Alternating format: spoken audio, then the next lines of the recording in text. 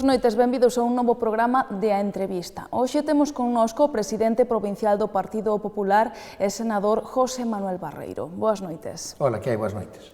E comezamos xa, arrincamos falando da situación económica, porque levamos moitos anos falando sempre de datos económicos negativos.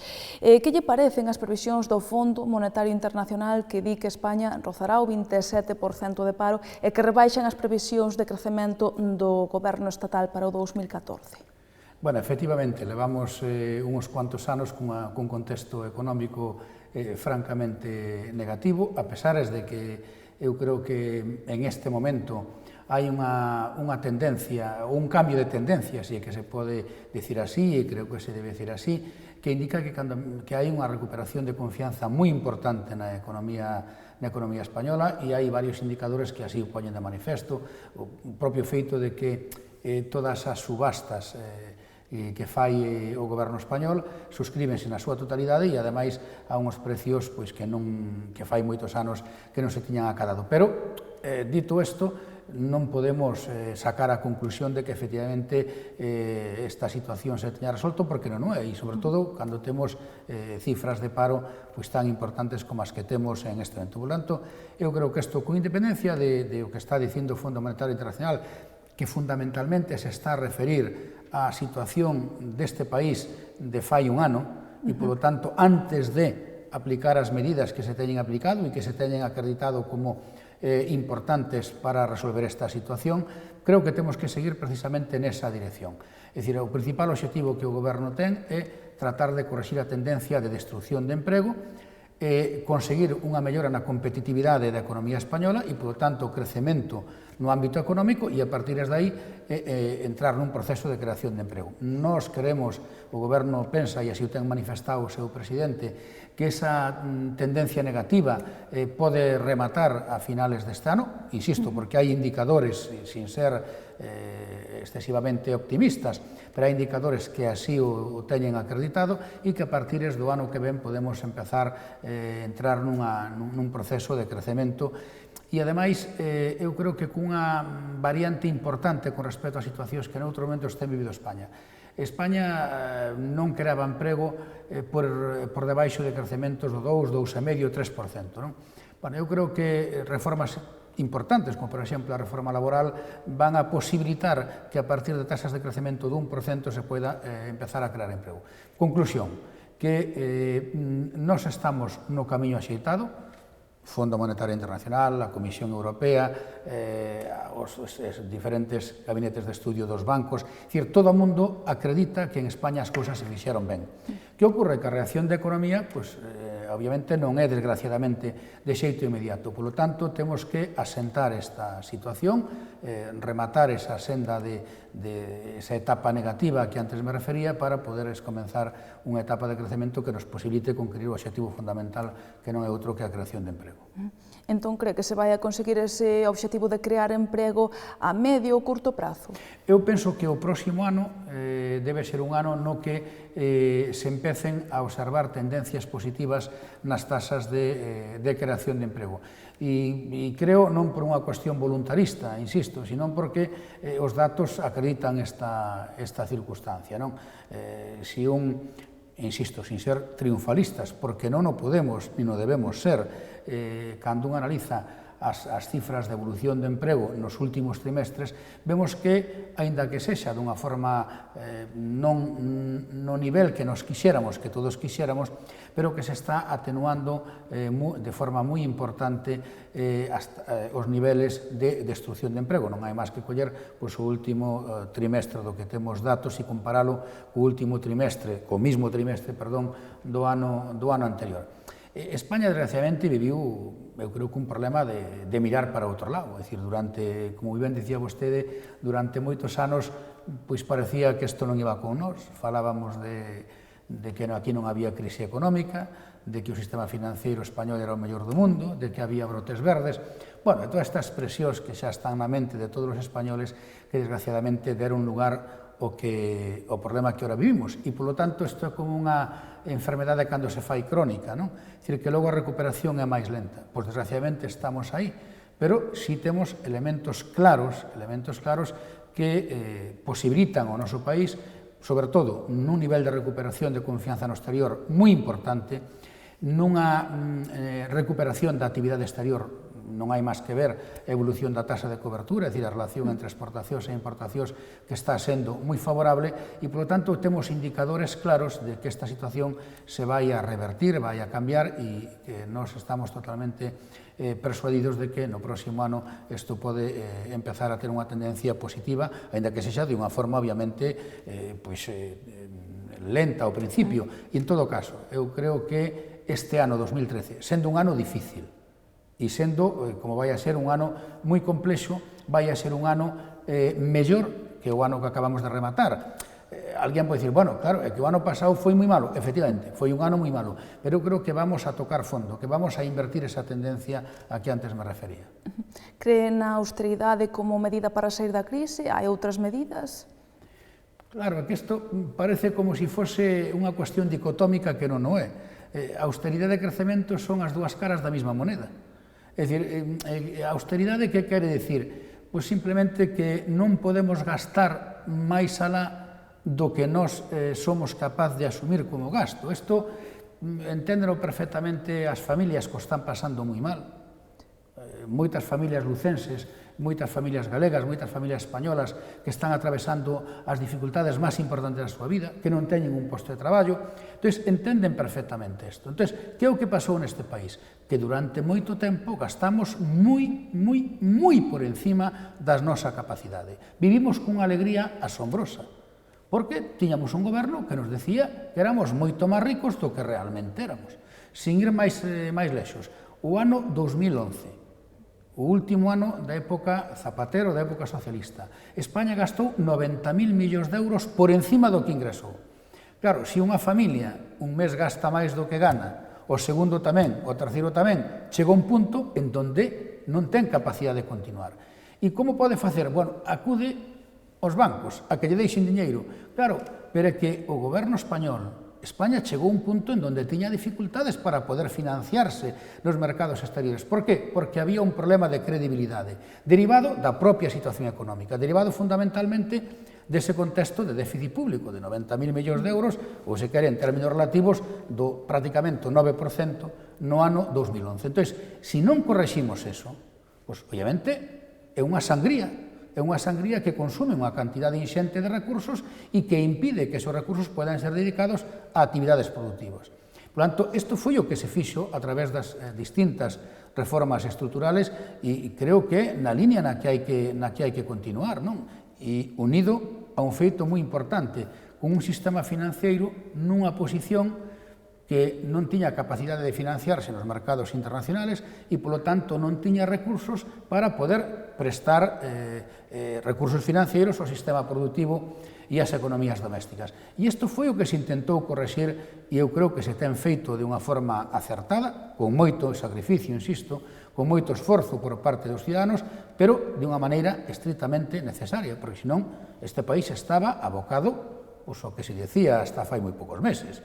Hasta fai un pouco me dicíase, no, España vai a ser rescatada. Eu recordo que o brao pasado decíanse xa, pero datas concretas. Na próxima semana, bueno, pois afortunadamente, cunha dirección política acertada, cunhas medidas políticas acertadas, cun goberno presidido por Mariano Rajoy que tomou decisións dolorosas, pero acertadas, e cun esforzo e sacrificio importante por parte da sociedade española, conseguimos eludir esa circunstancia. E iso é un feito tremendamente positivo que, insisto, é un logro non só do goberno, sino fundamentalmente do conxunto da sociedade española.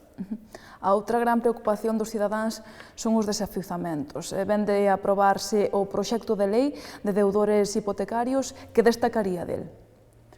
Bueno, pois eu creo que o propio feito do proxecto en sí, é dicir, por primeira vez,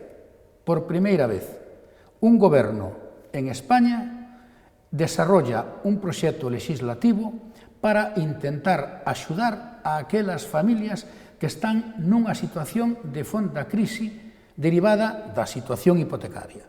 Pense que hai moitas familias que perderon o seu posto de traballo e que, ademais, teñen, digamos, a espada encima de que os botan da súa casa. Por lo tanto, hai que correxir eso, pero hai que correxilo con sentido común. Hai que correxilo tendo en conta claro, as repercusións que isto pode ter no conxunto do sistema financiero. E por primeira vez hai un goberno que se ocupa desto e que se preocupa desto. E eu aquí quixera, claro, unha vez máis, pois recordar algo que pasaba fai moi pouco tempo. Fai moi pouco tempo. No ano 2011, o señor Zapatero, que era presidente do goberno, dicía, en relación a este tema, que había que ser moi prudentes pola repercusión que puidese ter no sistema financiero. E, nesas épocas, tamén hai que recordalo, o Partido Socialista votou en máis de 10 ocasións en contra de algo que agora está en todos os medios, está na opinión pública, que é a cuestión da dación en pago. Pero doulle outro dato máis. En setembro do ano 2007, doña Carmen Chacón, que era ministra de Vivenda dun goberno socialista, decía literalmente: vamos a hacer todo lo posible para agilizar los desahucios. Conclusión, que hai unha hipocresía moi grande. Hai unha hipocresía moi grande en relación con este tema e en relación con outras cuestións. Por lo tanto, o elemento obxectivo, o elemento real cal é que por primeira vez hai un goberno que se preocupa de un problema que ten a sociedade española, un problema que foi creado pola irresponsabilidade de un goberno socialista, e estamos intentando resolvelo con un conxunto de medidas que eu creo que van a supoñer un antes e un despois dentro da situación. Por lo tanto, nós comprendemos que efectivamente que haxa moitas persoas que están cabreadas, porque están pasando mal. E, por lo tanto, que teñen o seu lexítimo dereito a manifestar a súa discrepancia, a súa opinión contraria frente ás decisións que adopta o goberno. Pero tampouco é menos certo que hai un componente de hipocresía, porque algúns partidos políticos, e por eso citaba estes dous exemplos concretos, que foron os responsables directos desta situación, agora son os primeiros que están na liña inicial da manifestación. Entón, que opinión lle merecen esas manifestacións da oposición que acusan ao Partido Popular de quedarse solo aprobando este proxecto? Pois eu creo que é unha expresión moi clara de hipocresía, non? Porque, hombre, cando alguén que tivo responsabilidades directas de goberno e cando, mire vostede, os desahucios, que parece que se iniciaron hoxe. Non. A opinión pública, a sociedade lucense, ten que saber que a gran maioría dos desahucios veñen precisamente da época do goberno socialista de Zapatero. E que se fixo para evitalos? Nada. Absolutamente nada. Non solamente para evitalos desde o punto de vista legislativo, como se está facendo agora, senón para crear un clima económico que non dese lugar a unha situación que abocase as familias a ese momento. Por lo tanto, hombre, eu creo que algún partido político debera de reflexionar. En política non vale todo, non vale todo. E insisto, eu creo que temos que ter o máis absoluto respeto, unha gran comprensión, que a xente co está pasando mal, e, polo tanto, nós, aínda que non creamos o problema, nós estamos gobernando. E heredamos un problema moi grave. Bueno, e temos que resolver ese problema. E nesa línea na que estamos traballando, tanto no tema dos desahucios como en outras cuestións que están preocupando fondamente agora a sociedade española e, polo tanto, a sociedade lucense. E aí diferenciámonos, obviamente, de unha forma moi clara de outros partidos políticos que estaban hasta ayer no goberno, crearon o problema e agora parece que miran para outro lado. Falaba antes de que entende ese enfado das persoas que están sufrindo. Que opinión lle merecen os escraches? Bueno, eu entendo, efectivamente, esa situación de malestar, esa situación, por utilizar un término máis coloquial, de cabreo, non? E, polo tanto, a veces hasta de un malestar importante con respecto aos políticos, pero eu creo que nun marco democrático todas as discrepancias deben de estar supeditadas ao respeto dese marco democrático. Este país, por unha maioría de todos os españoles, decidimos, cando aprobamos a nosa Constitución no ano 78, que nos queríamos unha democracia representativa, que queríamos ter unhas institucións en donde puidésemos elexir democrática e libremente a quenes nos representasen nelas, e eles son logo os que toman as decisións. E por eso temos concellos democráticos, non hai unha autoridade como había antes que nombrou o alcalde, elíxense os concellais e elíxense o alcalde, de forma indirecta elíxense tamén os diputados provinciales e o presidente da Diputación, elíxense de forma directa os diputados autonómicos e o presidente das distintas autonomías e elíxense os representantes nas Cortes Xerais, tanto no Congreso como nos diputados. Isto é un esquema democrático de democracia representativa, en donde os representantes directos do pueblo participan por decisión directa da sociedade nesas distintas institucións. Isto quere dicir que non se poidan levar a cabo accións de protesta, de manifestación contraria frente ás decisións do goberno? Obviamente non, pero teñen que ser dentro dese marco de respeto. É dicir, nós non podemos sustituir, nunca podemos sustituir, sería, eu creo que hai unha línea que nunca podemos sobrepasar. É dicir, non podemos pretender que o que nos eliximos a través das urnas e que de forma mayoritaria se decide, logo sexa sustituído por unha cuestión que é distinta. E isto, volvo a repetir, para nada impide expresar a protesta. E, desgraciadamente, que é o que estamos vendo aí? Ou al menos é o que eu penso. Pois que hai algunha forza política que non foi capaz de conseguir nas urnas o apoio necesario para estar no goberno e intenta buscalo por outras vías. E isto non pode ser. Esa línea eu creo que non se pode pasar.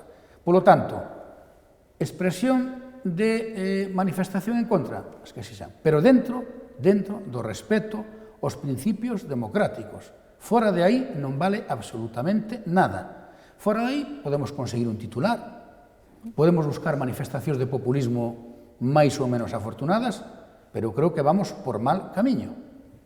Tamén preocupa moito, sobre todo en Galicia, os afectados polas preferentes e as subordinadas. Cal cree que é a solución a esta situación?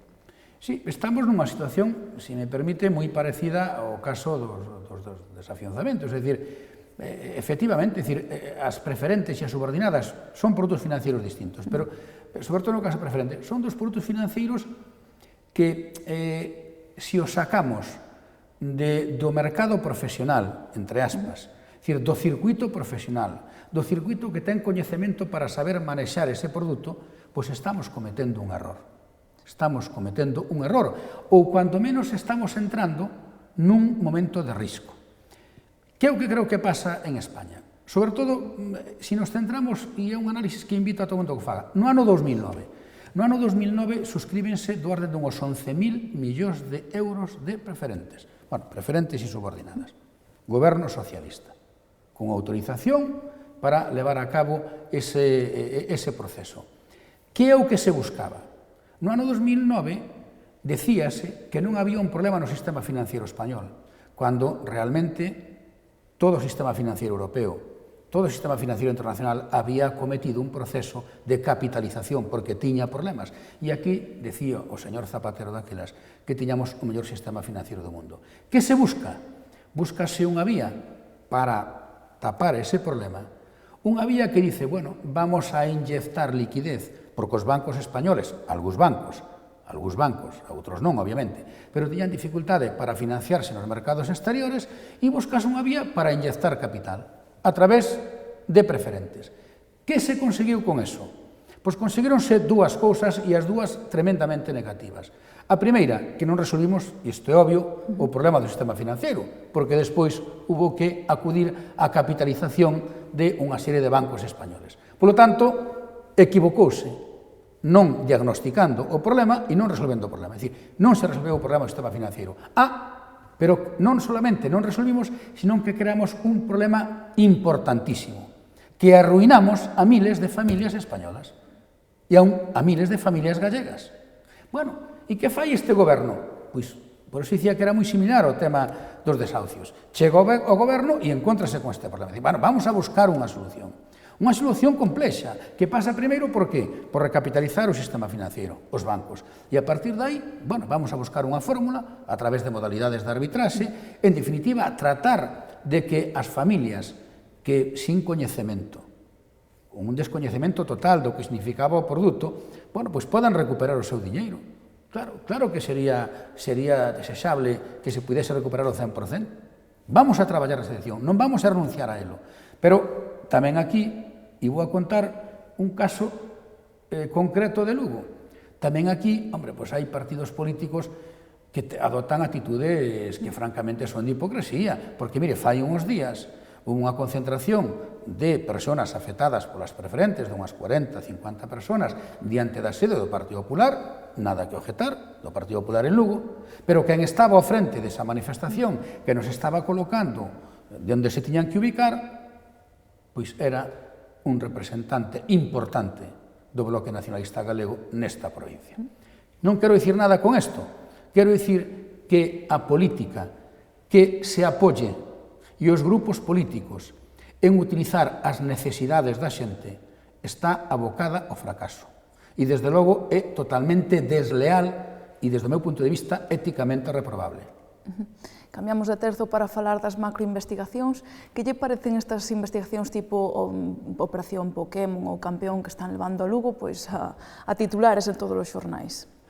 Hombre, a mí non me gustaría, ni me gusta, evidentemente, que Lugo aparezca nos titulares por estas cuestións, pero un ten que ser respetuoso ca actuación da xusticia e colaborador, obviamente, en ese sentido, non?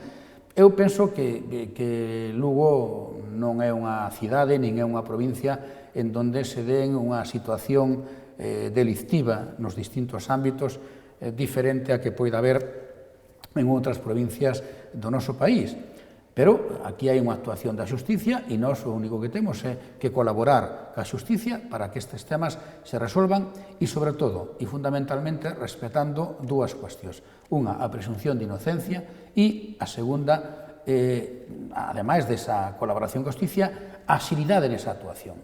Porque o que se chama a veces a pena do telediario, non, a condena do telediario, claro, pois é que iso fai un daño terrible, é dicir, que alguén se vexa pois condenado previamente nos medios de comunicación e logo pasado pois un conxunto de anos, porque estamos vendo resolucións de fai anos, pois todo queda en nada, pois obviamente isto non é positivo, pero nós creo que temos que poñer todos os medios e facer todos os esforzos para que a xusticia poida levar a cabo o seu traballo ca máxima dilixencia e nese sentido no que os políticos temos que participar. Cree que un cargo político imputado debe dimitir? É que eu creo que é moi difícil xeneralizar isto, non? Porque a imputación non implica ningunha condena e, polo tanto, cada caso é totalmente diferente, non? Eu sei que aquí ten habido políticos que dicían, no, pois debe dimitir porque está imputado, e hai políticos de aquí e de outros sitios que están imputados e que non dimitiron. No, eu creo que debese analizar cada caso concreto, cada caso de cada político e do contexto que se está xulgando en cada momento. Por eso eu insistía nese principio de presunción de inocencia, mentre a xusticia non se teña pronunciado, e de poñer todos os medios para que a xusticia poida ser o máis áxil posible e se resolvan as cuestións que a maior axilidade. Ora, sí, dito isto, tamén teño que engadir, os políticos temos que ser botellas de cristal totalmente transparentes como este vaso. E aí non debemos de ter ningún tipo de medo. E, polo tanto, poñer todos os mecanismos para que efectivamente se coñeza a nosa actividade política no que ten que ver de consecuencia desa función política, obviamente. Falamos xa máis do seu partido, vostede ven de ser reelixido como presidente provincial do Partido Popular con 96,5% dos votos. Que supón isto para vostede? Pois, bueno, como se pode imaginar, pois primeiro un motivo de agradecemento moi grande, non? Aos militantes do Partido Popular na provincia de Lugo pola confianza que veñen de depositar na miña persona. Son xa uns cuantos anos asumindo esta tarefa de presidente do partido, un motivo de orgullo, non o oculto, derivado desa circunstancia, e tamén un motivo de responsabilidade importante, porque eu son dos que creo que a política responde a un componente vocacional e a unha auténtica vocación de servicio, non? E, polo tanto, isto obliga, se cabe aínda aún máis, a dedicarse a fazer as cousas o mellor que poida e tendo presente algo que me parece fundamental. En política o importante son os proxectos, non as persoas. As persoas, de xeito ocasional, pois ocupamos unha determinada responsabilidade e despois virán outras, pero os proxectos van a continuar e cada un temos a nosa vida. Pois no meu caso, eu son catedrático na Universidade de Santiago e algún día volverei á miña tarefa no ámbito académico e o proxecto político do particular vai a ter continuidade como ativo moito antes de José Barreiro, vai a ter moito despois. Por lo tanto, eso creo que é o elemento central, dedicarnos e entender a política por riba das cuestións personales, mesmo incluso nalgúns casos por riba das cuestións partidistas e centrarnos no que é o obxectivo central de auténtica vocación de servicio público. Cales son os retos que ten o Partido Popular na cidade de Lugo? Bueno, desde o punto de vista político é obvio, nos aspiramos a que se concrete o que a sociedade lucense dixo. A sociedade lucense nas últimas eleccións municipales dixo que quería que o alcalde fora Jaime Castiñeira. Isto non o dixo Xosé Manuel Barreiro, dixo a sociedade, por qué? Porque lle deu a maioría de votos á lista que encabezaba Jaime Castiñeira e, polo tanto, o Partido Popular ten 12 concellais e o seguinte, que o actual alcalde ten 11. Que quere dicir con isto? Bueno, pois que os que perderon as eleccións xuntáronse para impedir que gobernase o que gañou, que era neste caso PP e que era Jaime Castiñeira. Por tanto, hai un obxectivo claro e é que se cumpla a vontade da ciudadanía lucense e, polo tanto, a vontade, e veremos o que pasa en ese momento, pero nas últimas eleccións e nas eleccións posteriores é de que goberne e de que o alcalde de a cidade de Lugo sea Jaime Castiñeira, sexa un alcalde do Partido Popular. Se falamos de outras cousas tamén que preocupan en Lugo, que lle parece a creación da área sanitaria integrada da provincia? Pois creo que é un avance. Eu creo que é un avance moi importante desde o punto de vista de un dos servicios máis importantes que calquer ciudadano pode demandar, como é o servicio da sanidade.